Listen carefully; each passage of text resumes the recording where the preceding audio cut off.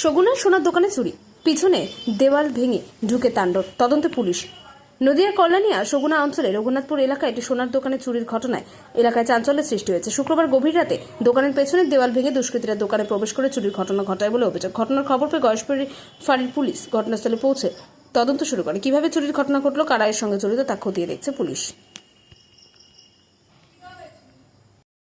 কি হয়েছে? এই আমার একটা ছোটো সোনার দোকান, সকালবেলা এসে দেখি দরজাটা আটকানো রয়েছে। এর সামনে কিছু হয়নি, পেছন দিকে দেখি একটা জানলা আছে, জানলাটা ভেঙে ওই লকারে কিছু মালপত্র ছিল, সেগুলো সব চুরি করে নিয়ে গেছে। পুলিশকে জানিয়েছেন? হ্যাঁ, পুলিশ এসেছে। আসছে পুলিশ? হ্যাঁ, পুলিশ এসেছে। কিছু সন্দেহ হচ্ছে যে কে বা কারা করতে পারে? সেরকম কোনো এখনো সন্দেহ হয়নি। কী নাম আপনার? কমলেন্দু মন্ডল। কখন জানলেন যে চুরি হয়েছে? সকালবেলা 6টার সময় প্রতিদিন এসে দোকান খুলি, 6টা 10-15 এসে দোকান খুলে দেখি দোকানের কাজ এই সামনের দিকে সব ঠিক আছে, পেছন দিকে শুধু জানলাটা ভেঙে। কত টাকা জিনিস পান? ওইটা তো আনুমানিক করা যায় না, পুরোনো নার্সারি থাকতে হবে, নতুন কিছু নার্সারি ছিল, আর উপর কিছু মালপত্র ছিল।